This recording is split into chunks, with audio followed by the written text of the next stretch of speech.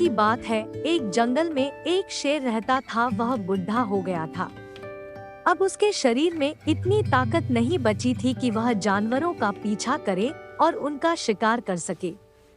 शेर ने सोचा कि अगर ऐसा ही चलता रहा तो एक दिन में भूख से मर जाऊंगा, इसलिए शेर ने एक तरकीब लगाई। शेर ने कौवा को बुलाकर उसको सभी जंगल के जानवर को कहने को कहा कि शेर बीमार है। कौवा ने ऐसा ही किया और जंगल में जाकर सभी जानवरों को कहा कि शेर बीमार है। जब सभी जानवरों को यह बात पता लगी तो वह शेर का हाल जानने के लिए एक एक करके शेर की गुफा में जाने लगे। शेर से मिलने जैसे ही कोई भी जानवर आता तो वह उसको गुफा के अंदर ही दबोचकर मार देता था और अपनी भूख मिटाता।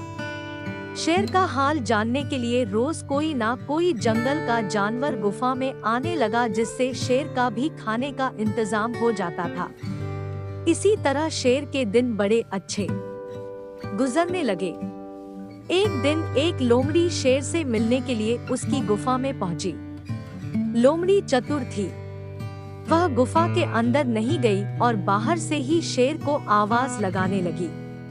शेर ने लोमड़ी की आवाज सुनकर उसको अंदर आने के लिए कहा।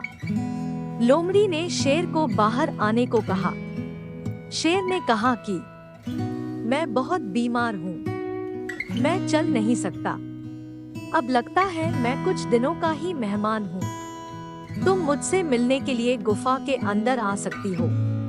तभी लोमड़ी ने देखा कि शेर से मिलने आने वाले जानवरों के गुफा के अंदर जाने के पैरों के निशान तो थे, लेकिन गुफा से बाहर आने के निशान नहीं थे।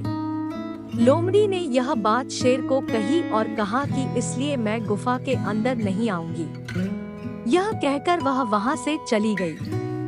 जंगल में उसने सभी जानवरों को शेर की इस हरकत के बारे में बता दिया। इसके बाद कोई भी जानवर शेर से मिलने गुफा में नहीं गया। इस तरह लोमड़ी की चतुराई ने सभी जानवरों की जान बचा ली।